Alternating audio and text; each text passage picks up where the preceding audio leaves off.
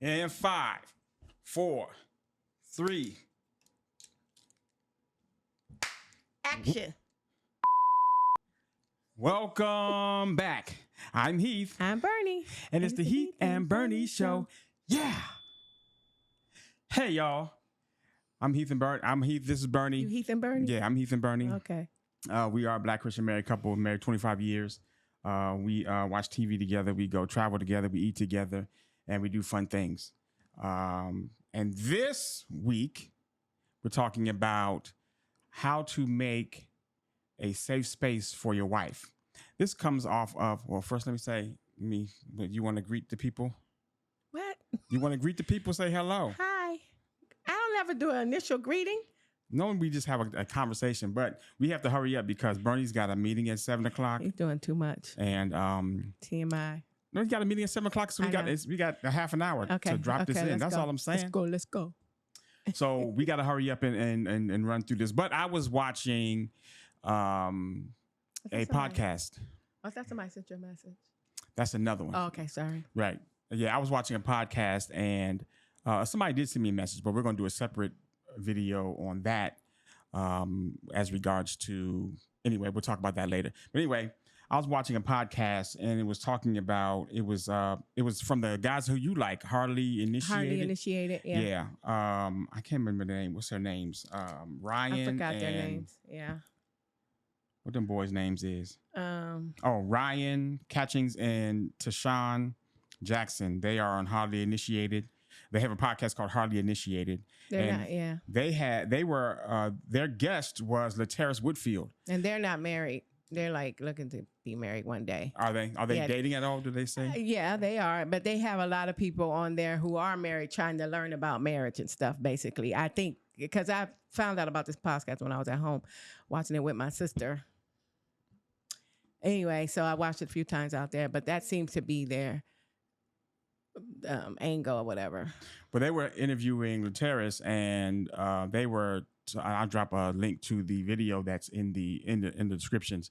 But they were talking about a bunch of different things, basically about relationships. But then they got into Laterras. You be asking people about their situation, about their relationships, but don't nobody ask about you. You allude to it when you on your podcast, but don't nobody be asking about you. So we're going to be trying to find out what you're talking about. And so a lot of the first half of the podcast was about him cheating on his wife, and that he talked about very openly. Yeah, he talks about that. Yeah, he talks about it very openly, and him cheating on his wife and what he did and why he did it and why he felt the way he did and all the things. He cheated on her before they got married, and then he cheated on her within the first year of their marriage. And she still married him? She found out? Did she know about that? Yeah, he told her about it. Dang. Okay. Yeah. And so one of the things that came up in his conversation is and now that he is not married, they divorced, and he's looking to get married again, he's talking about all the things that he learned after marriage that he should have done. And one of the things that he was talking about that he should have done was create a safe space for his wife. And I thought his comments were like spot on. They were like very accurate for somebody who failed the first time. But he learned from his mistakes, and he kind of got it right. And I thought about like what some of the things that he did are some of the things that I did and some of the things that we teach. And I thought it'd be interesting to hear what he said and then compare it to like what you feel about it, what you think creating a safe space is as a wife who either had a safe space or did not have a safe space. You can comment on that, how you felt about pillow. Was it like that the whole time? No, I think it just started leaning. That's because if you had a big caboose back there, it wouldn't move. Okay. Thank you. Mine don't move. Right. Because had I known that was like that and you didn't tell me, I'd have been upset. No, I think it's slowly. I just saw it. Okay. But yeah, so you can comment about what you feel like is a safe space. Bernie hasn't seen the video. Bernie, No. We didn't see it. I didn't have time to show it to her. So we're going to watch the video and jump right into it and then see what you have to say about it. And it's only a segment of the video.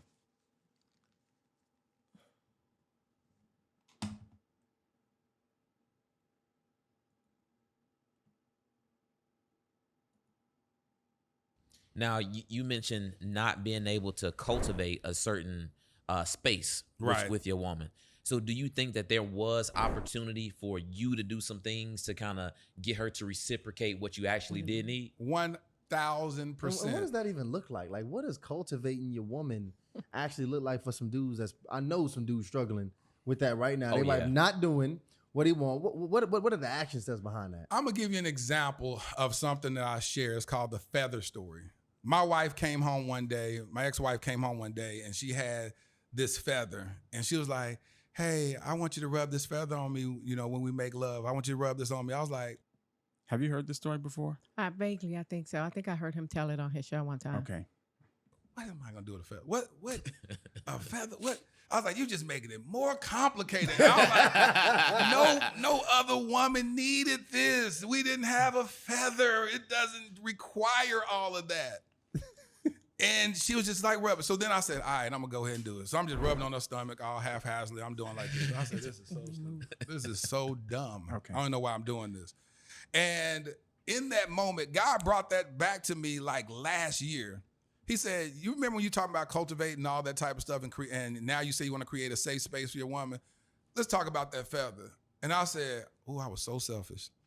I was so selfish. She wanted to make love to me. I wanted to have sex with her. She wanted me to be gentle with her. I just wanted to go ahead and get my quote unquote rocks off. She wanted me to handle her delicately like a feather. And I just wanted to just jump on in. And I said, God, I am so sorry. I apologize, because at the end of the day, what I did internally was minimize her needs based upon what the other women didn't need. And I was like, the other women didn't say it verbally, but internally I was like, the other women didn't need all that. And now here you ain't got the other women no more. This is the woman you made a vow with. Do whatever it takes to create a safe space with this woman that now carries your last name. These other women don't carry your last name. This one does. When the Bible says we become one, at the end. Let me just pause right there real quick. I think it's very interesting for him to talk about these other women don't do this, but you don't. I shouldn't have to do all that because these other women didn't need it, which is a critical mistake. Yeah. About why you would even try to compare your wife or what your wife needs to what other women needs, especially the woman you cheating on with. It's like he was really talking about the woman he was cheating with. They don't need that. It's just, but you do, which I thought was kind of, that was just sinister on another level. But yeah. In the day, we become one flesh. So if my hand hurts, I'm going to put a bandage on my hand. I ain't gonna say, why you need a bandage? Why you hurting? I'm not going to criticize my hand for hurting. I'm going to meet the needs of my hand. If we're one flesh, we're one body, the need of my wife has to be taken care of. And the main way to take care of it is out of selflessness. To say, you need this? Is this what you're gonna need to be the best version of yourself? Here it is. You're gonna have Big Bird come roll across your body. Whatever you need, you're gonna have all the feathers you need, doggone it, and just meet the needs and literally make love to that woman. And that's what she was basically trying to tell me without just straight up saying, make love to me. She gave you an opportunity, and what's crazy is that you didn't take your own advice because you wanted her to give you something that she wasn't necessarily accustomed to doing or felt the most comfortable doing. And when she gave you the opportunity, you actually, and like you said, did it haphazardly. Yep. And women, man, they pick up on every single thing. Yeah, Laterras, I'm disgusted with you, man. Did you say I'm disgusted with you? Yeah. There's another part that you might get to. But let me just first get your reaction to what he said. To what Laterras? Yeah, what Laterras said. I don't really have a reaction. It's just that it's just sad that he didn't listen. He was just in himself. Everything was about him, and a lot of times, in marriages that people, the question was, how do men get to a place where they can create a safe space for their woman? I think that was the question. Like, how do they do that? And then he talked about this feather situation. And cultivate. They said something about how they cultivate. Yeah, cultivate a safe space. Oh. Or cultivate.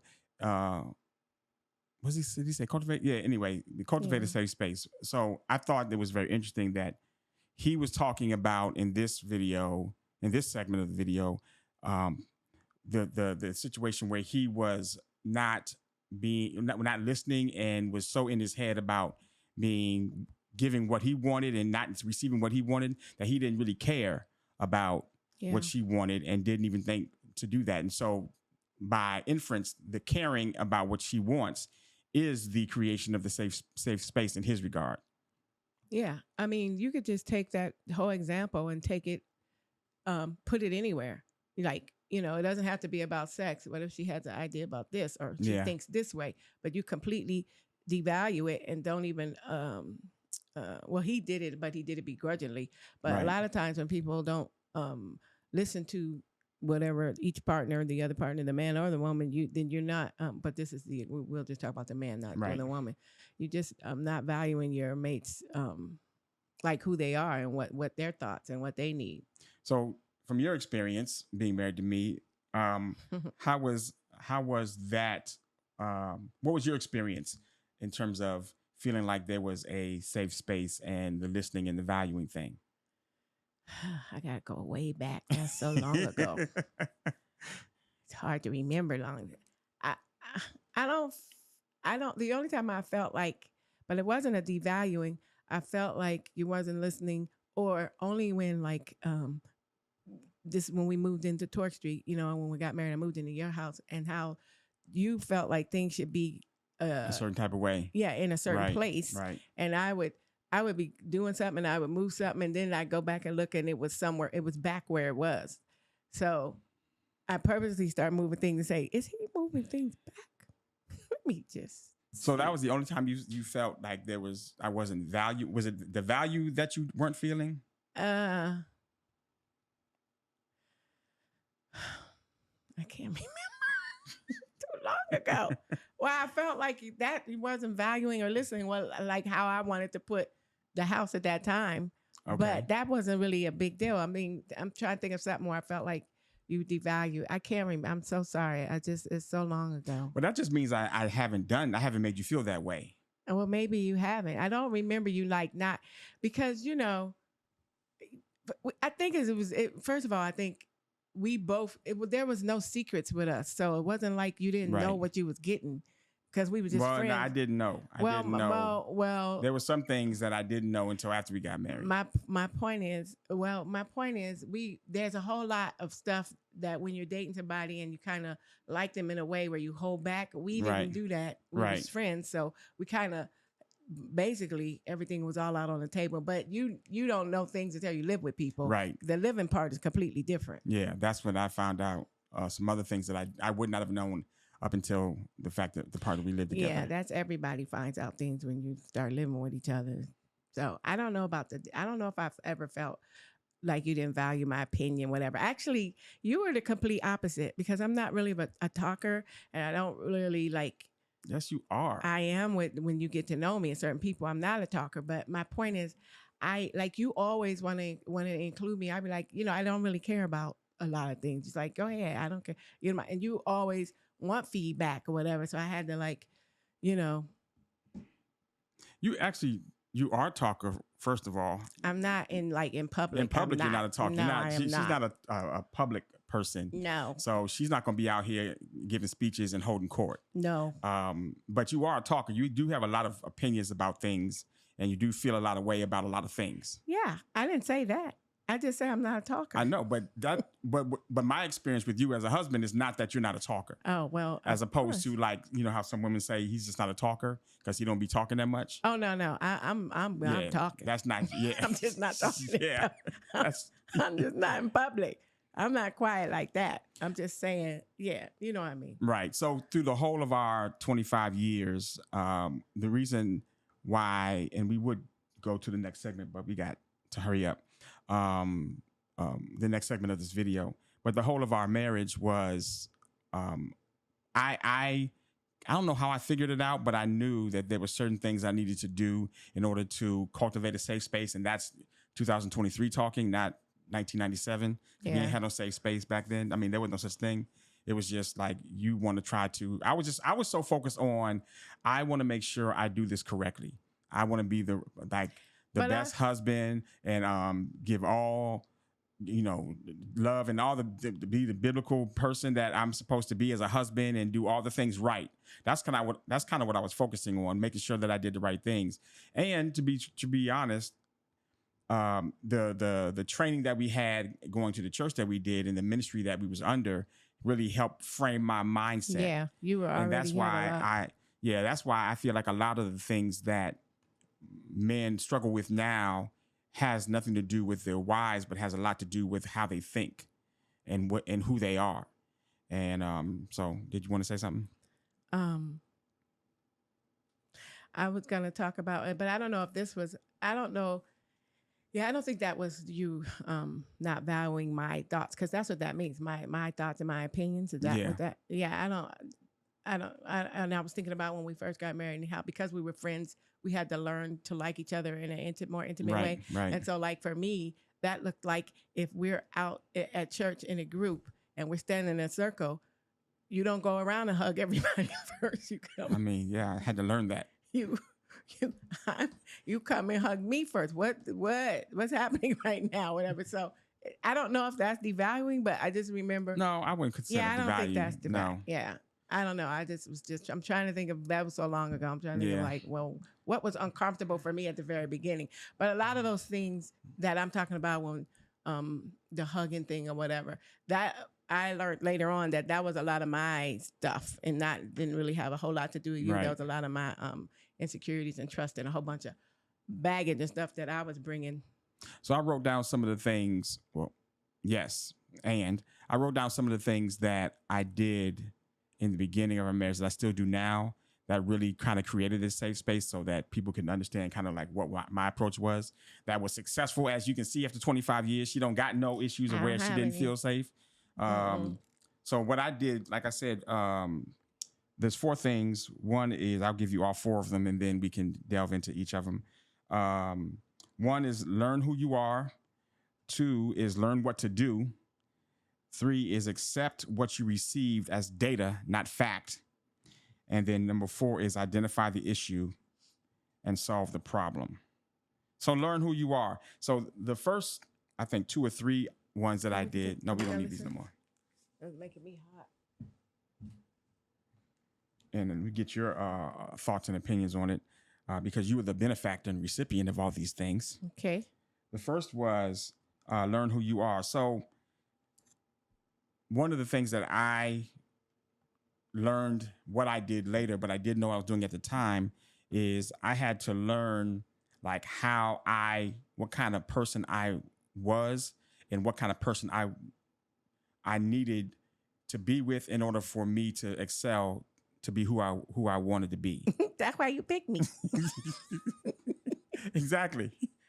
Yeah. I mean, say that again. I had to learn who I was and then know the kind of person I needed to excel, to be the person I wanted to be. Mm-hmm. And so I knew there was a certain type of person that I could not be with if I wanted to be who I eventually wanted to be.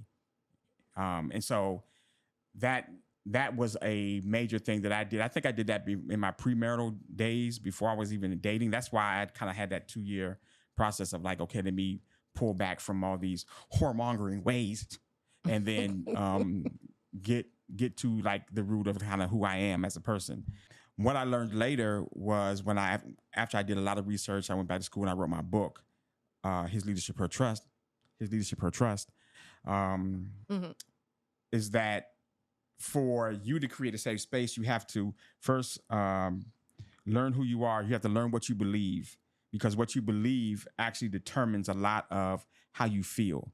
There's a great book that Bernie and I are reading now by Dr. Anita Phillips, and she's talking about The Garden Within. The Garden Within, and That's the name of the book. she's bringing correlation to the feelings and how your feelings influence what you think. And when I was doing research for my book, what she is discussing now, I discussed in my book about how your belief system determines what you look at this candle and what you feel about this candle. Is it hot? Is it pretty? Is it ugly? Is it in the way? Whatever you feel about this candle is based upon your belief system. And then your belief system then influences what you think about this candle. This candle is cool. This candle is pointless. It's in the way, and I don't need it. Or and then it determines about what you do with this candle. Like for me, whenever you all see me in the beginning, I'm adjusting the candle because to me, this candle needs to be symmetric according to this lamp back here.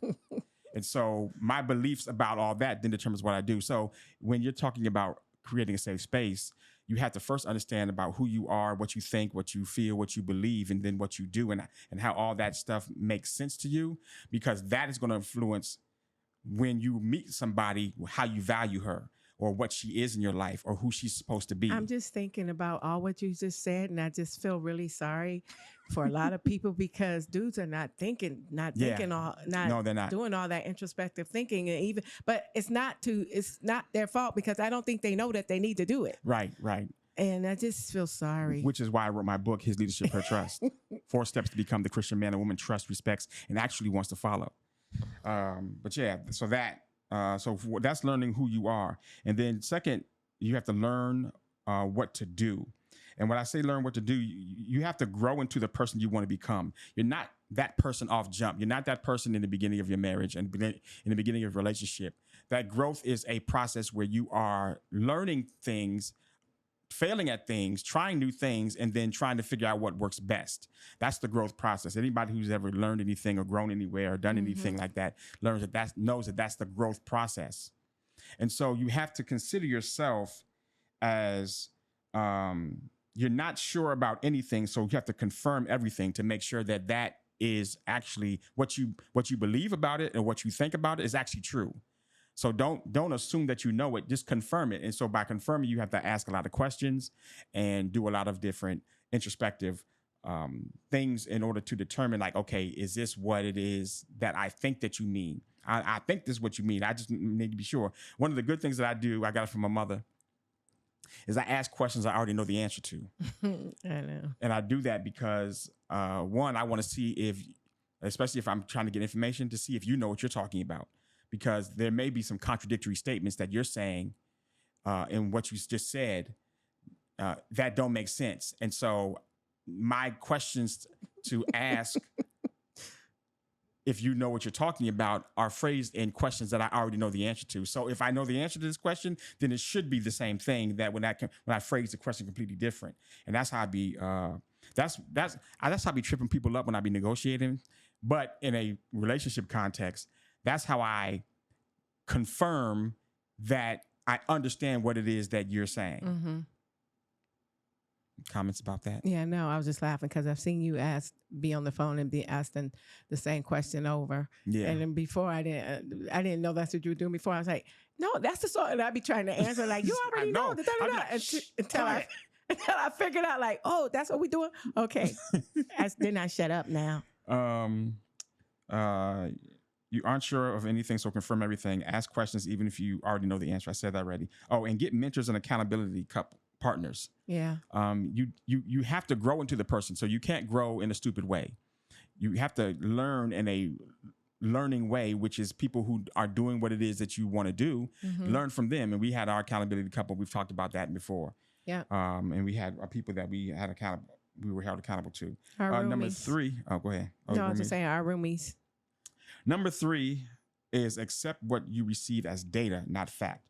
This is so important. You said that, didn't you? No, I mentioned it as something that we're doing. Okay. But this is so important because when you are asking questions and you're getting back information, you have to accept that as data, not as this is a fact of life. Because what your partner may be expressing is their feelings about something, which is their perspective. But it's not a fact. But to them, it may be their truth. It may be how they believe. It may be what they perceive. But it doesn't mean it's fact. And if you accept it as fact and if you accept it as data and not fact, then you're not making a decision, or you're not reacting to them stating that this is what you did or this is how you did something wrong. You're just like, okay, that's what you understand. That's what you perceive. Okay. Then it's a different approach to information when you look at something as data instead of like, okay, this is what it is. This is just how you perceive and how you understand. these three things, learn who you are, learn what to do, and then accept what you receive as data, not fact, are things that don't have anything to do with your mate. Yeah. They have nothing to do with what you say. It has nothing to do with like good communication. It has nothing to do with like making sure that you are warm and caring and sensitive. It has everything to do with how you think and how you approach your mate, even before she says a word. And so that's why, to me, this introspective time is important for you to ascertain those things, because if you don't know those things, then you are just, it's hard for you to lead. See, that's what they mean when they say you need to work on yourself first. Yeah. That's what they talking about. All that kind of stuff. You need to be working on yourself before you connect yourself with somebody, because you don't even know you need to do that. Right. So when you in the marriage or you connect with somebody, you starting off the bat all jacked up. And if you have some misaligned, if you have a higher perception of yourself than you should, then you think that you know all this stuff already. Sound like a narcissist to me. You think you know all this stuff already, and you're mad when the facts don't line up to your truth and reality. Yeah. Okay, and the last point is, identify the issue and solve the problem. This is so good. Your beliefs about her issues might not rise to the level of a problem to you, but it is an issue. So if she has a problem with something, if it's a problem that she has, when she explains it to you, you're like, what's the problem? Because it's not a problem to you. But it is an issue. It's an issue, but it might not be a problem to you. So that's why it's important for you to just listen to what she says as fact and not try to be like, oh, no, that what you need to do now is blah, blah, blah, blah, blah. Because you have to first understand what it is she's saying, so that she can understand, so she can get out everything that she is trying to communicate. And another thing is ask questions and accepting what she says to help identify the issues. And don't get sidetracked by what she's saying, but figure out what she means. So, that's a lot. And so when she talks, she may be saying a lot of things that she is feeling that may not correctly be communicating what she means. So your job, if you're looking at everything that she says as data, is trying to parse all the data points together and understand what she means. And that's why asking questions, even if you understand the answer, just to ask questions just to confirm, okay, is this what you mean? Or blah, blah, blah, blah. That way, that helps you understand what the issue is, and then it helps you solve the problem. But what it also does, why all those things are called a safe space, is because it opens the door for communication for her without judgment, without condemnation, without shutting her down, without solving the problem first before you really fully understand what it is. It creates this floodgate of openness in your relationship that exists because of your approach to what you perceive about her opinions. And it gives you more information. Yeah. Which is what you need. And I just want to say, at the beginning of all what you were saying, that person has to care to want to do that. Yeah. I feel like a lot of times some people don't even like their mates. I don't even think they'd be friends if they wasn't married. But you gotta first, because that's the work people are talking about. Yeah. You gotta care to actually want to do that for the mate to have that outcome. In hindsight, and when I look back at what I did back then, kind of that's the approach I took, the nuances of it, and that created a safe space. There's a whole lot of stuff we can go into. We have to do about part that. two. Yeah, we got to do a part two about that. But let us know what it is you think about these 4 things that we talked about. Let me know if you have created a safe space in your relationship, or if the person you're in a relationship with has created a safe space for you, and if they did any of these things or some of the things that you would recommend that they should do. Can we do a part 2 to the other side of this video you was going to play? Or like just finish it for part 2? It's part of the same thing. Oh, okay. He just went into more detail about his situation, and I already talked over my points, so there's nothing more for him to say. But that other one that we're doing will connect to this. So yes. We're going to do another one. Yeah. So let us know what you think about that. Please like, comment, and subscribe and do all the things. Yep. Sorry for the short episode, but we had to get out of here because Bernie is 7:01 now. Bernie got to jump on the meeting. All right, y'all. Bye. Peace. We out.